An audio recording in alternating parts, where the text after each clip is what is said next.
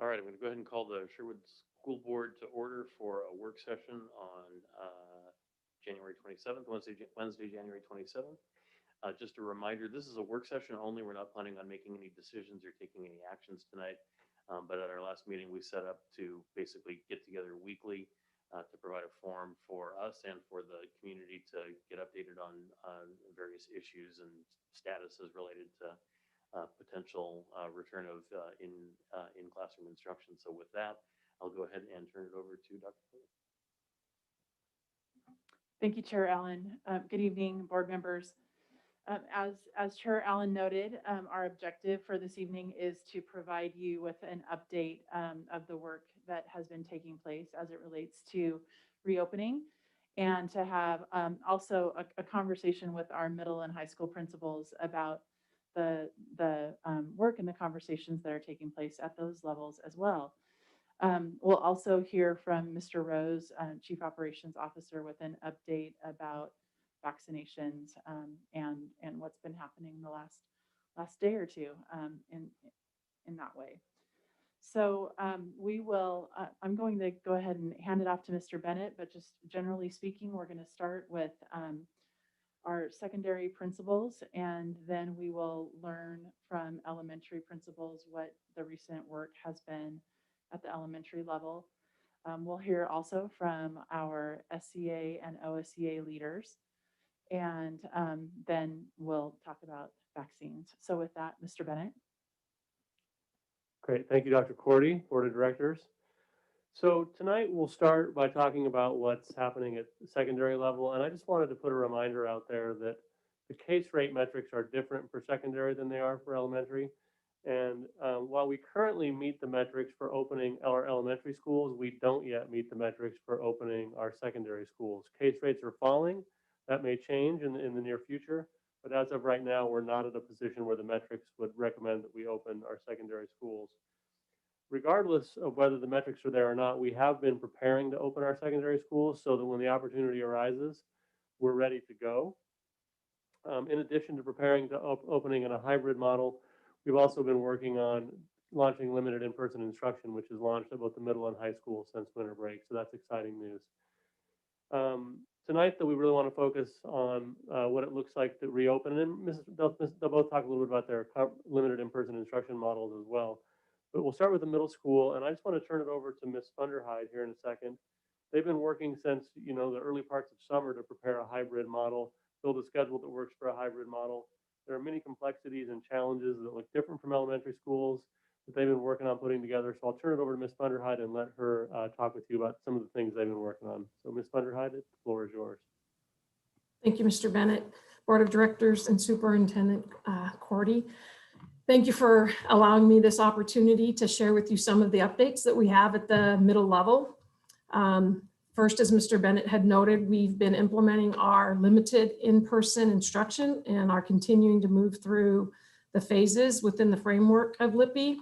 And I just have to say, first and foremost, that it has been wonderful seeing the bus pull up with students on it, getting off of the bus and coming into the building. So as we continue ramping up our limited in-person instruction, we've also been working on the details of our hybrid model and really the how of what that needs to look like in order to set students up for success. Work that we are engaged in is revisiting our summer work with staff members to discuss and provide feedback on class and cohort schedule options. And also in those conversations, we are talking about identifying cohorting priorities, recommend a communication process, develop staff professional development proposals, prioritize student and family orientation needs and staff orientation needs as well in a new building for most, and updating the operational blueprint. We are also refining and diving deeper into our lunch schedules and locations, our screening protocols for entry and exit points, movement flow, and staggered passing periods, as well as instructional spaces and classroom layouts. We are working and committed to scheduling that keeps the students in their current teams and with their current teachers as much as possible in the hybrid model. And our teaming model at the middle level, this is very doable. And that was something we kept in mind when we were creating both CDL and hybrid, as well as when we're live. So this aligns with the recommendation also of eliminating disruption of learning from one model to the other. And we're exploring how to maximize in-person instruction in the hybrid model as well. And I think it's important to note here that coupled with the above considerations, we're also keeping a focus on the guidance from our TVAC, Transformation Committee, specifically in regards to orientation of the new middle school building that the majority, if not most, of our students are not familiar with. And as you know, in a traditional year, we host 6th grade orientation for families to familiarize students to familiarize them with the building and run through their schedules, learn the routines and protocols. And we are committed and believe strongly that that part of reopening of the middle school needs to include this component for all 3 grades, not just 6. So that is also part of the conversation that we're having, and how can we make sure that we are doing that in a safe way, but also really providing students that equal opportunity, as it will be new for all of them. And a traditional year, we believe this is no different when we're bringing them back into the school. So that is our update at the middle level. And I don't know if we're taking questions now or. Yeah, let's see. Do people have questions for Ms. Vanderheide? I'm not seeing anybody scramble for the button on their microphone, so I think you're off the hook. Thanks, Pat. Thank you, Ms. Vanderheide. Appreciate that. And appreciate all your work in preparing for this. I know you and your team have been putting a lot of work into all of this. Next, we want to give Melissa Barron the opportunity to bring you up to speed just on where they are in the planning process, and to just revisit a conversation we had in the fall about what comprehensive distance learning and moving to a hybrid looks like in a comprehensive distance learning, and what that transition looks like. And she's going to talk a little bit about that, as there are some significant challenges with a comprehensive high school moving into a hybrid schedule. And Mrs. Barron is just going to talk to you about some of the things. Most of it we've talked about before. It's more of a reminder and kind of digging back into some of that work. So I'm going to turn it over to Ms. Barron. Thank you, Mr. Bennett. Good evening, everyone. It's nice to be here. And I echo what Ms. Vanderheide said, just the opportunity to share where we're at the high school and what we've been up to. Similar to the middle school, we welcomed our first group of students back into the building last week. We welcomed about 70 students into the building for limited in-person instruction. And I can't even describe it, what it felt like to have kids get off the bus and have them walk into the building. And we made a big deal about our very first student who walked into the building, a 9th grade young man who, it was just exciting. And so we look forward to continuing to add students. We added about 25 students this week and are in the process of adding about 25 to 30 more for the following week. And so we're just on this rolling basis of adding students as quickly as we can and maintaining safety and all of those things. And so limited in-person instruction is going really well for us, and we're just excited about it. In terms of next steps and what does a hybrid model look like at the high school, as Mr. Bennett referenced and as we talked about in the fall, at our level, there are some really unique challenges that we're trying to navigate. And a lot of those come from the fact that we run a schedule, as you guys all know, that has a variety of electives and a variety of levels. So we have 7 different math levels and hundreds of different courses that we're offering at one time. And to maintain the cohort requirements, it just is really challenging for us to think about how we're going to bring large groups of students back in. What we're seeing in other districts and other places is that we just have been so committed to running a really diverse schedule that we just can't quite yet figure out how we're going to bring everybody back at the same time. And so what we're really focusing on right now is bringing people back for limited in-person experiences on a kind of a ramped up sort of schedule. And so we're looking at how can we bring kids in for things that we know they need to be on campus for? How can we bring them in for labs, or how can we bring them in for CTE courses or things like that that are going to be really course specific? And so that's what we're planning in terms of the instructional model. Another thing that we're spending a lot of time talking about is around our seniors, and recognizing that their experience for the last 10 months has not been ideal. It's been challenging, and they are losing so many things that are so important to the high school experience. And so our team has also started the conversation of what does it look like to bring our seniors back for the opportunity for them to be together and for them to access learning as well. But really what we're talking about is trying to think through giving them that experience of being a senior class and being in community with one another.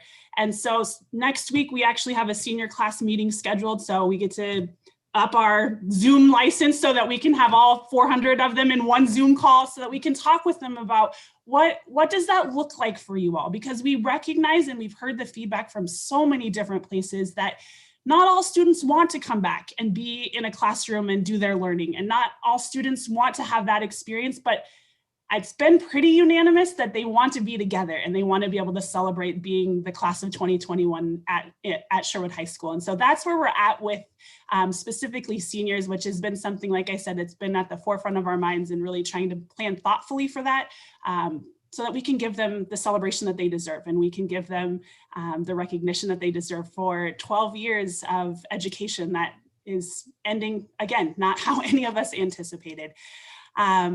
So that's where we're at right now, is that we are building some big plans and trying to get as many kids, as I said, back on campus as quickly as we possibly can.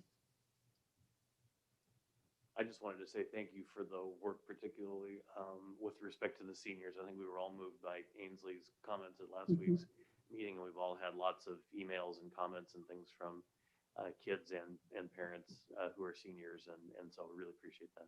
Questions from Ms. Barron?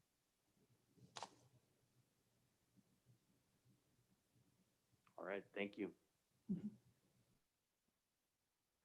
Okay, thank you, Director Allen.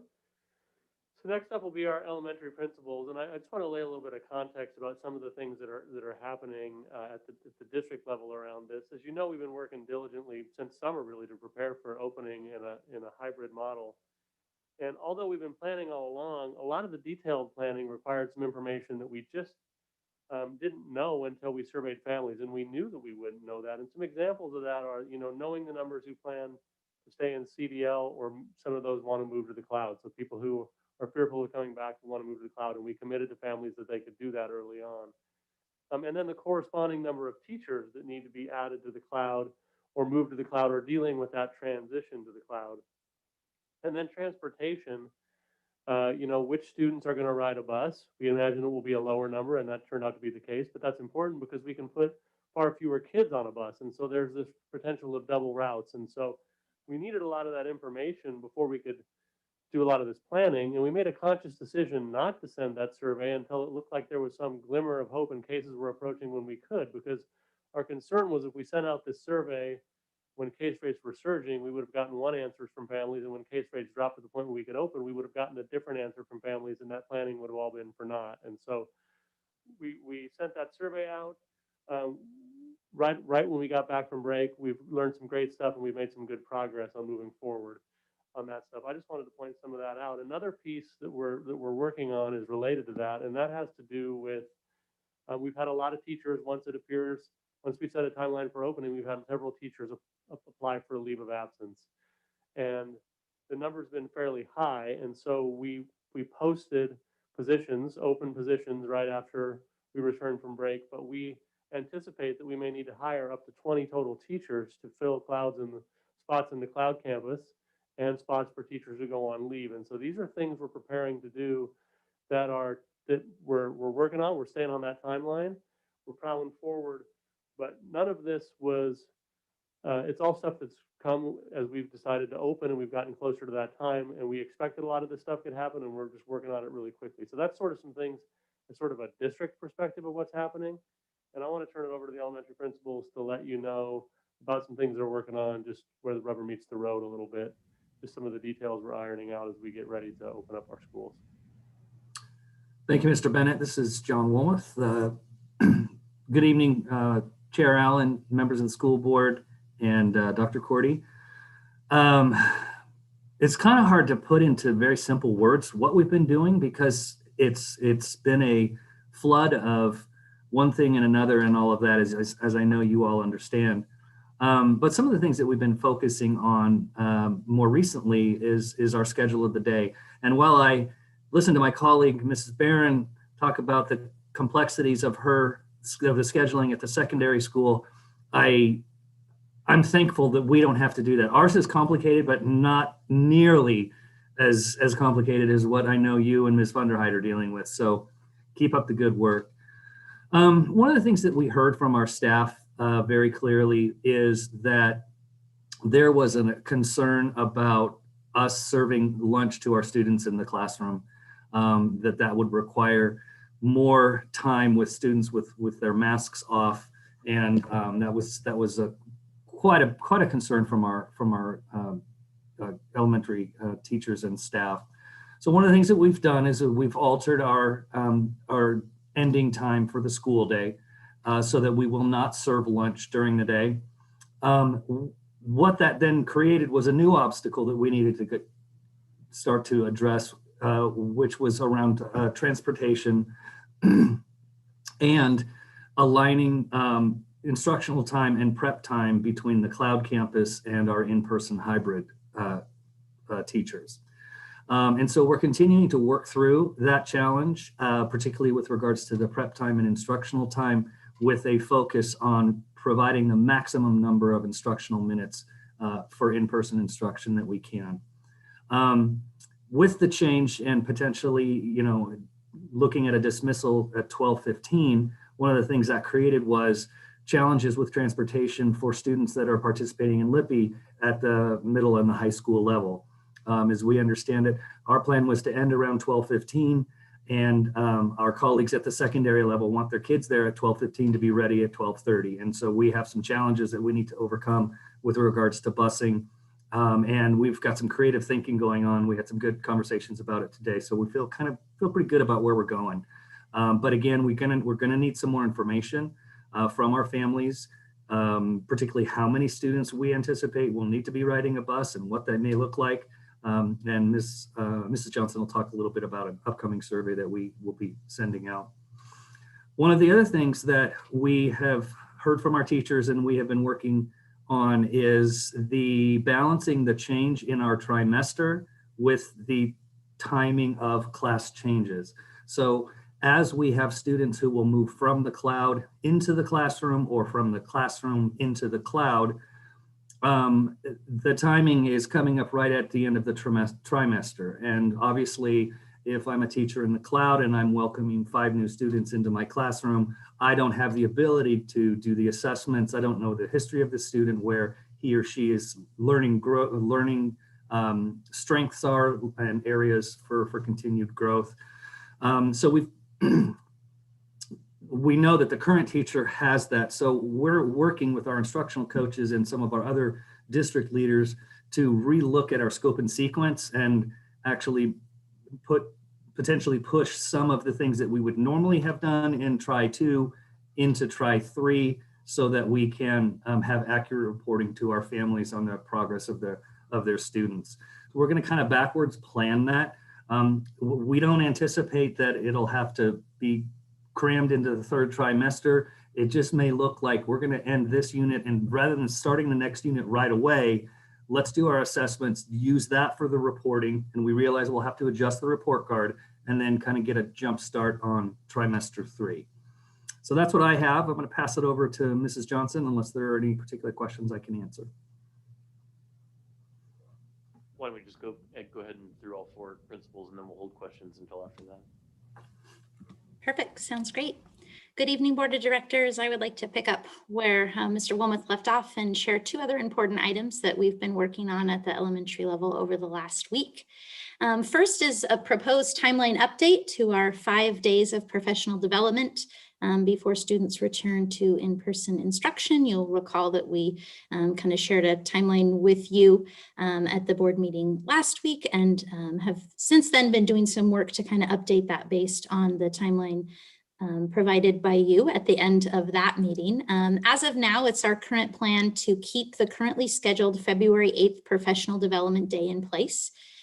This would be a PD day for our certified staff only and would avoid the need for us to make any changes to our current staff or student schedules for that day.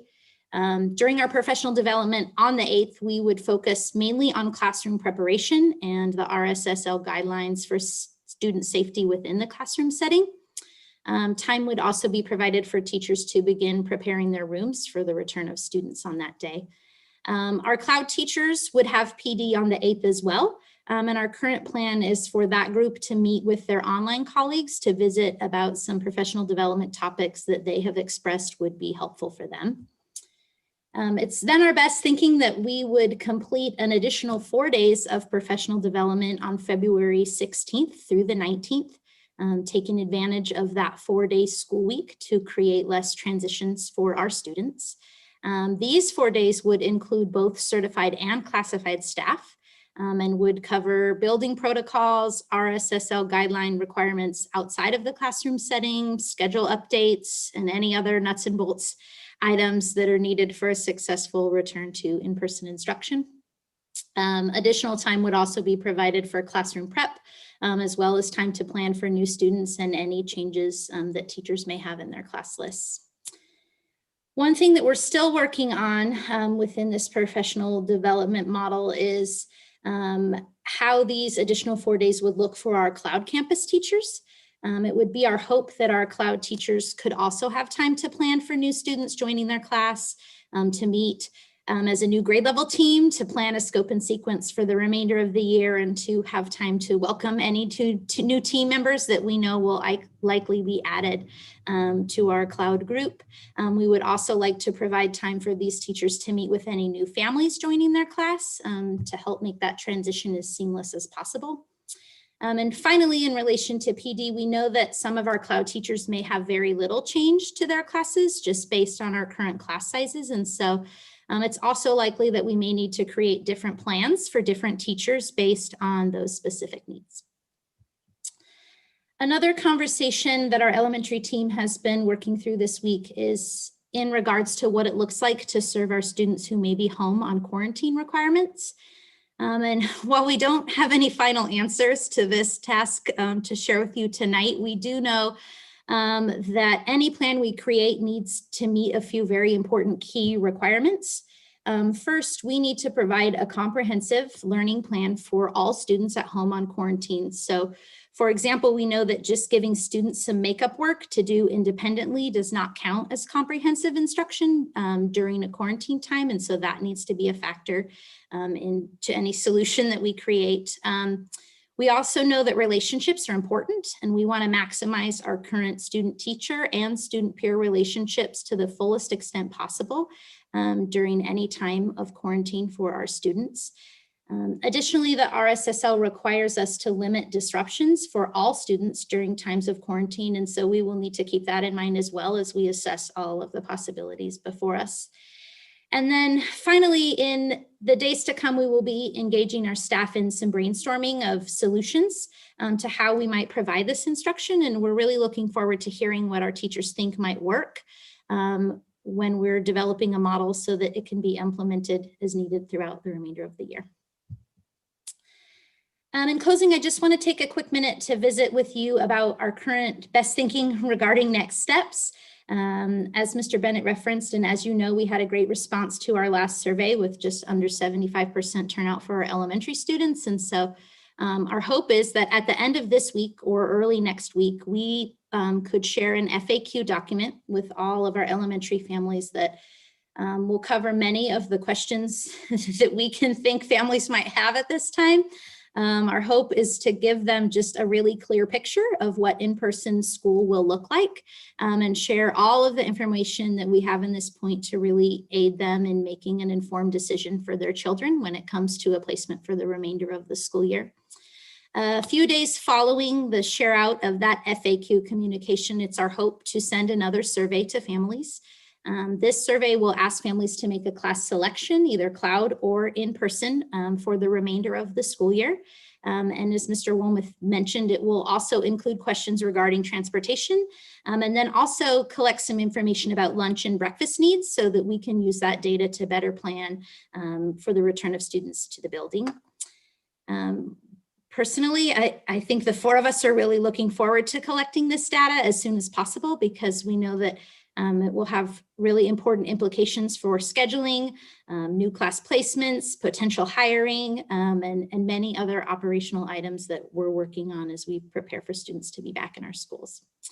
We appreciate the opportunity to share our most current thinking with you, and at this time would like to open it up to any questions that you may have for our team.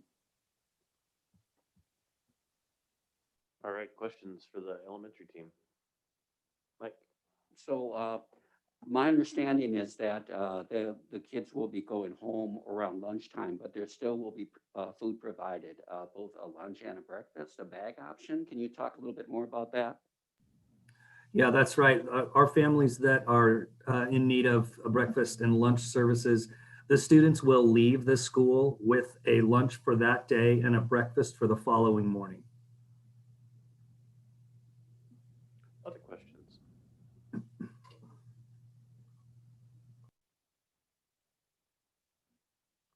Thanks to the team for the continued great and hard work. Appreciate it.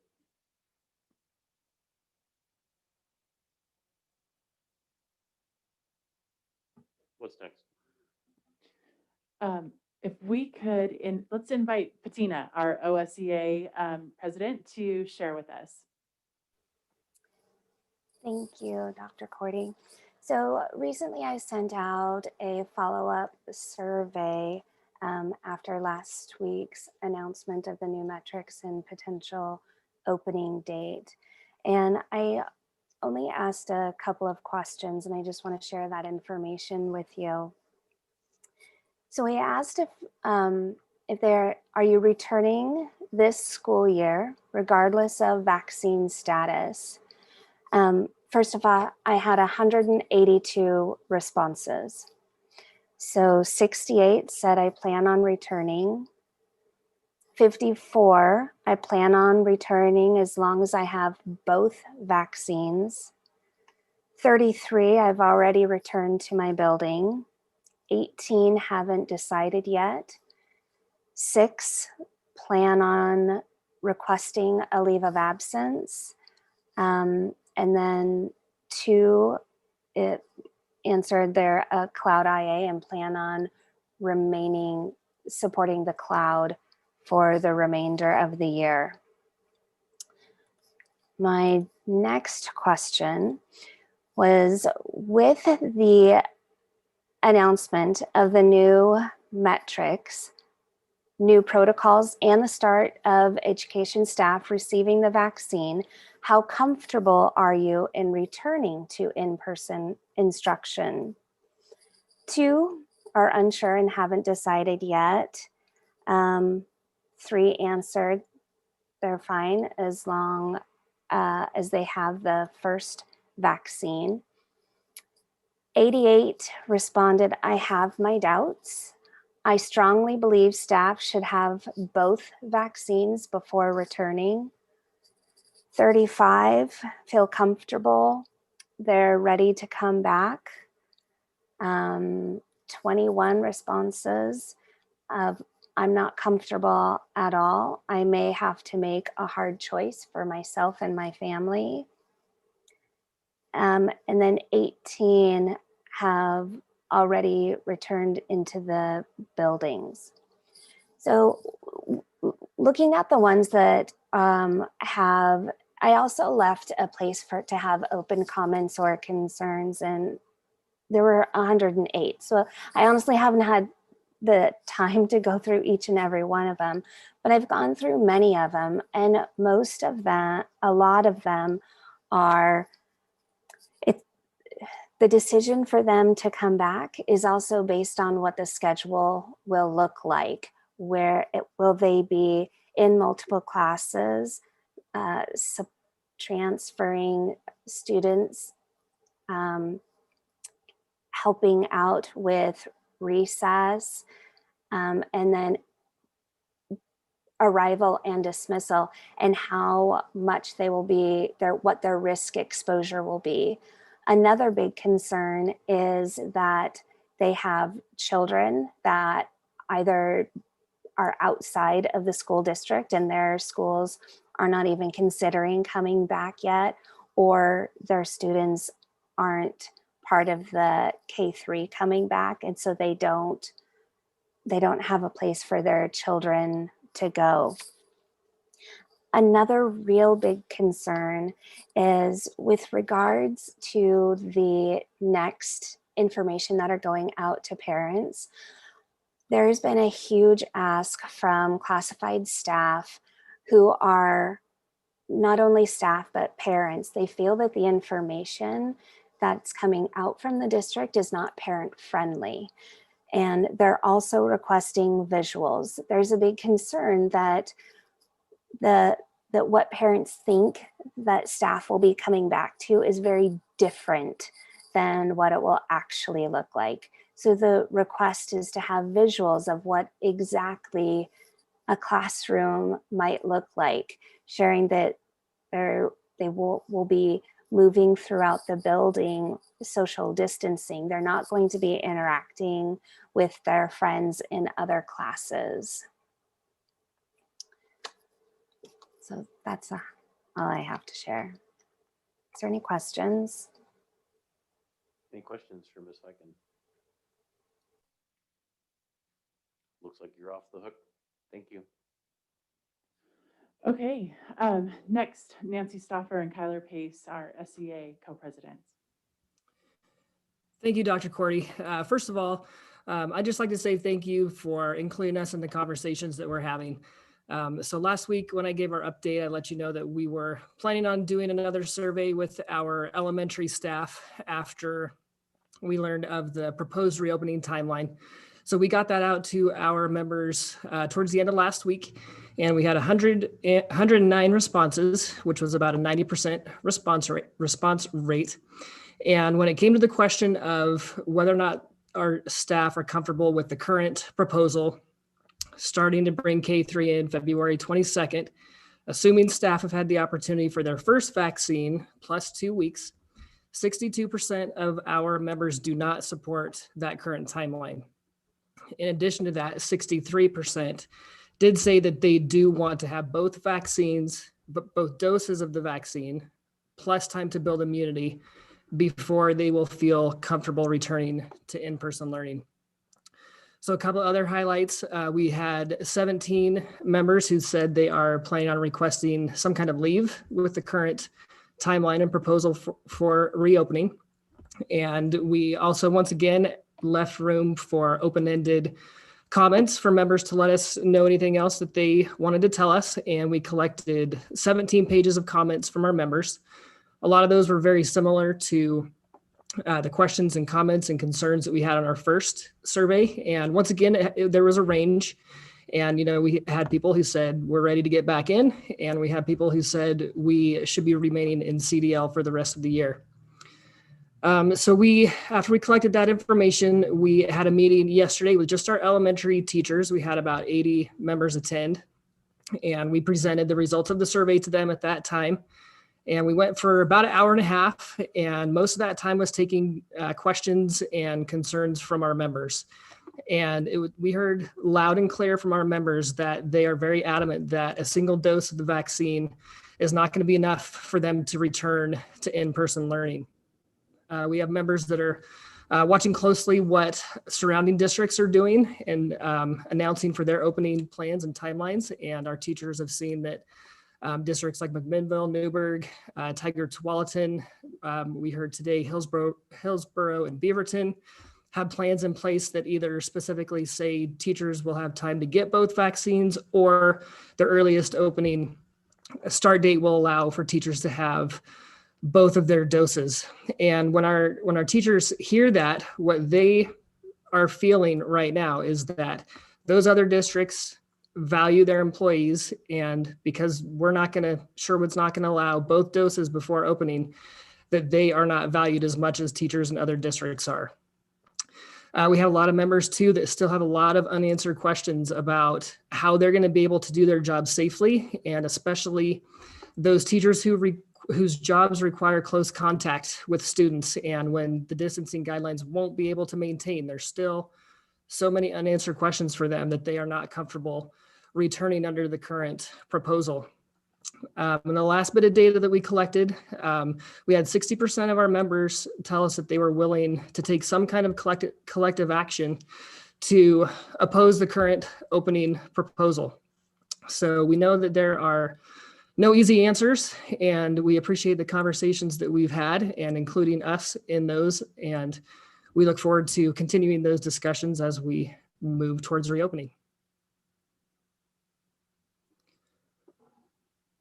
Thanks, Mr. Pace. Questions?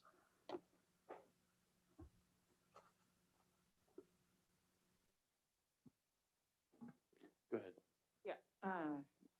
Thank you, Chair Allen and Mr. Pace. I hope that you will pass on to the teachers of this district. I've had the privilege of serving on this board for a really long time. Not as long as Sue, but it's been a pleasure. And one of the things that I've appreciated most about the opportunity to serve has been the opportunity to get to know so many teachers and their true love for their students and for this community, and for their profession. And as a board member, it has always been, I think, important to me that we honor the partnership in working together to solve problems, to address concerns, and that we have.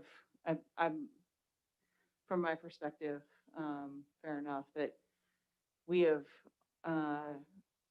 been a district that values the profession of teaching, and that values our classified staff and the tremendous gifts that they bring to education and to our kids.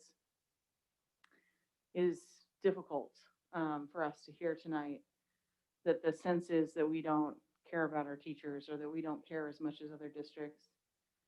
I want to make sure that you all know that these conversations are about how do we do the best for our community, for our kids, for our team, following science, and as much as we can, guidelines that have been put in place. And I really want you to hear from me, this board member, that we do care. We care a lot. And I think, and I hope our actions to date have shown that over the last, again, I've been on this board for about a decade now, maybe a little bit longer. And that nothing's changed. I know that this moment in time is incredibly scary. I've gotten lots of email that is very clear. People are scared and afraid, and that is normal. There's a lot that we can't control, so when we're in that situation, we do our best to control what we can. But I would just want to put out there for the teachers to know, this board has, and this board member, speaking only for myself, has long believed that the partnership we have in Sherwood and the way that we do things in Sherwood together has been, frankly, a model and the reason why I stay on this board for so long. Because we do things and we find the problem and we put the kids at the center and we do the best we can. And that's not to hear that we are perceived as having somehow valued their employees less. That's really unfortunate. And certainly my view about the value and the importance of the Sherwood classified and certified associations and their members has not changed. The most important thing that we've got is the teacher in the front in the room and the team that's supporting them. And I'm privileged to have been able to continue to serve in this capacity and help find whatever supports we can to make it work.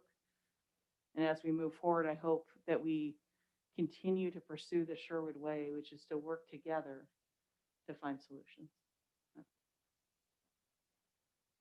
Very, very well put. I couldn't expand on that at all. All right, next. Okay, thank you. Next up, Mr. Rose with an update on vaccinations. Thank you, Chair Allen, Dr. Cordy, members of the board. There are a few things that I've ever been around that have changed as quickly and as often as vaccinations, as I know a couple of you are very familiar with. Last week at this time, I was preparing a list of the top 10%, not top, but the first 10% that would get vaccinations for our district.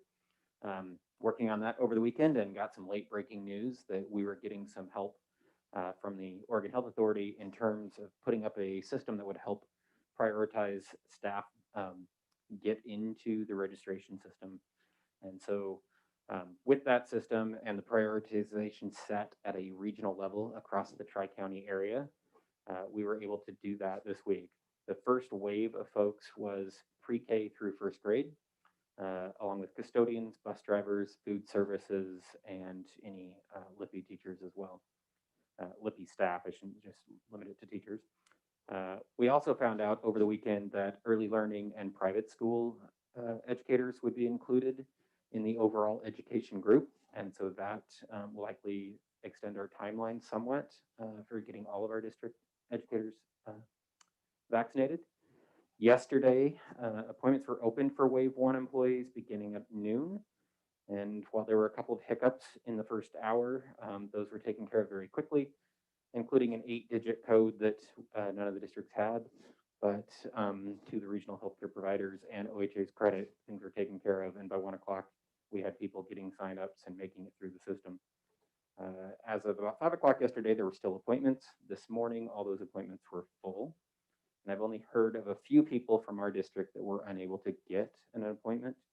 And we made sure everybody knew that as soon as additional appointments were available, we would let them know. That actually came to us this afternoon at 4:30. Additional appointments opened up. And I know some of the people that previously had not gotten one were able to get one. And it does seem that persistence is the key, that you got to kind of keep working through the system and keep trying it. But everybody seems to be making some progress there.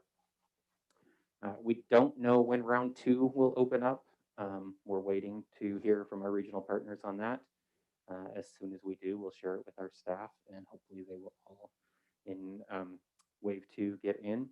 Wave 2 will be our 2nd through 5th grade folks, and at the elementary level, and the elementary administrators and those folks. So we do expect demand to continue to outstrip supply. So people will need to be paying attention and jumping on as quickly as can, because we're doing this across the Tri-County area, Multnomah, Clackamas, and Washington counties. And then I do just want to also say that the support from our state level folks and the regional healthcare providers, particularly with some of the revised communication, that really helped us understand who was in the waves, and it wasn't just all educators, and that we're trying to do this in a very coordinated and timely fashion, is truly appreciated. I understand that some of our employees are frustrated because there were some hiccups and it did take some time. But I also know from some of the behind the scenes stuff just how much work went into this. And all in all, I think it went quite well yesterday, considering we got roughly 12,000 educators across the Tri-County area registered in just a few hours. So thank you. If I could just amplify, Mr. Rose, a little bit of what you're saying. This week and next are going to be relatively smooth. The week after that, we add seniors to who's eligible to begin scheduling appointments, and things are going to get potentially a lot more hectic. And so I think what you said is really good advice. If people get the word that they're able to schedule, they should jump right on that and do it just as quickly as they possibly can. Questions for Mr. Rose? Yeah, Eric. I said one quick question. You mentioned that the vaccines are going to be done regionally. Is this regionally based on the county of their employment or the county of their residence? For the communications we've received, it's if you live or work in one of these 3 counties for education, you're eligible to go get it. Other questions?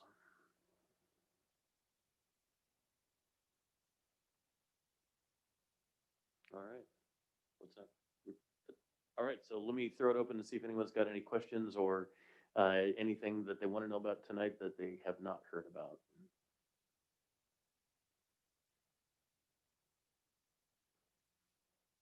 Hearing none, we're going to have our next work session on February 3rd next week. And we'll get updates, I'm sure, on vaccination progress as well as other work streams. And we'll